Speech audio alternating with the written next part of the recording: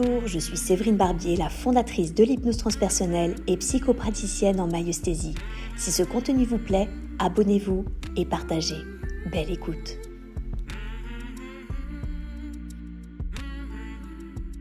Je ne sais pas si vous aussi, mais pour moi la lecture c'est presque sacré. C'est vraiment comme un temps de méditation. En tout cas, ce qui est clair, c'est que c'est un temps pour moi, mais aussi un temps où je me nourris, où je grandis à travers les apprentissages que je fais, mais également les remémorations, car parfois c'est vraiment la sensation que j'ai quand je lis, c'est finalement de me remémorer des choses que je sais au fond de moi et de les ressentir pleinement.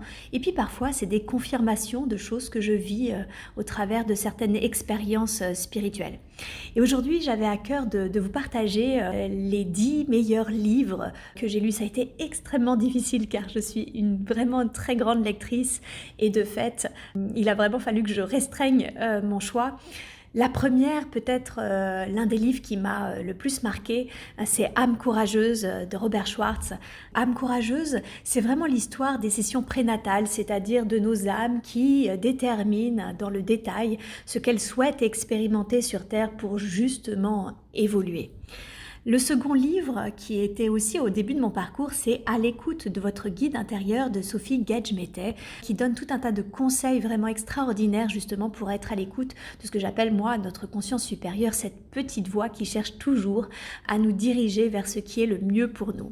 Un livre qui m'a beaucoup marqué également quand je m'entraînais à faire des sorties hors du corps, c'est Aventure dans l'au-delà de William Buhlman, qui peut décrire justement finalement les égrégores collectifs que l'on peut rencontrer en sortie hors du corps et d'ailleurs après la vie également par rapport à nos croyances et l'importance de se détacher d'un maximum de croyances. Le grand livre également du psychothérapeute de Thierry Tournevis, forcément en tant que psychopraticienne en maïeusthésie et en transpersonnel d'une manière plus large. C'est un livre qui m'a énormément marqué car c'est le fondement de l'écoute thérapeutique que je mène aussi bien dans mon quotidien que dans mes séances et c'est un très beau livre pour tous ceux qui s'intéressent à la thérapie et à l'écoute véritable. On va avoir également un livre que j'ai lu plus récemment, LSD et Conscience de l'univers, 20 ans de voyage jusqu'au diamant du paradis de Christopher Bach. C'est vraiment incroyable, grâce aux thérapies psychédéliques, on se rend compte qu'on peut évidemment s'apaiser, mais surtout avec les psychédéliques, on se rend compte qu'on peut explorer sa conscience. Et cet homme, au travers ce livre, 20 ans de voyage, c'est pas rien, nous montre à quel point finalement l'amour, la lumière n'ont pas de limite et sont infinis.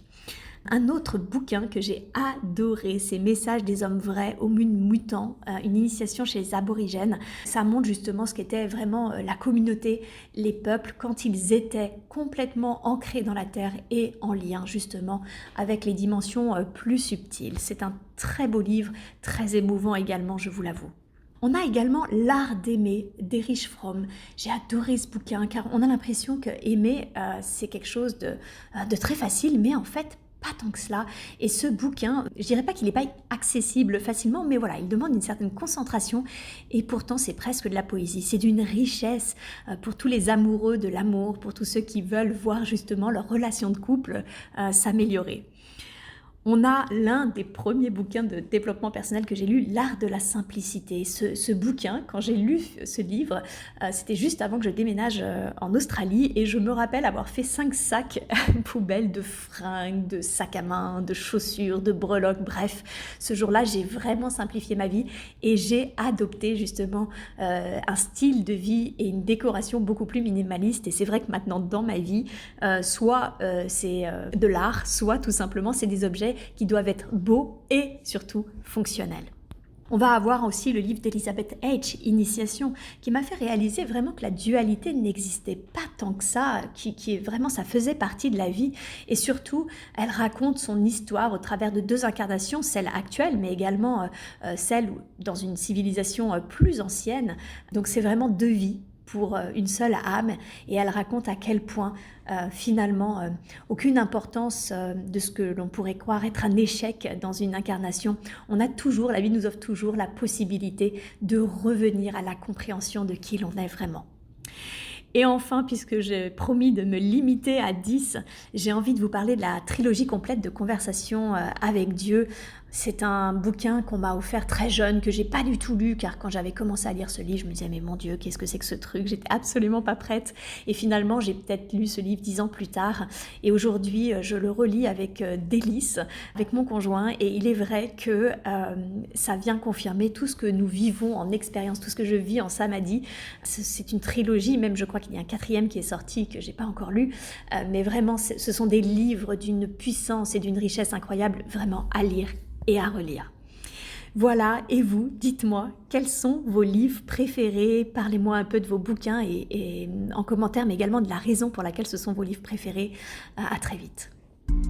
J'espère que ce contenu vous a plu. Si vous souhaitez être accompagné en séance ou vous former à cette approche, retrouvez-moi sur www.séverinebarbier.com et suivez mon actualité sur Facebook et Instagram.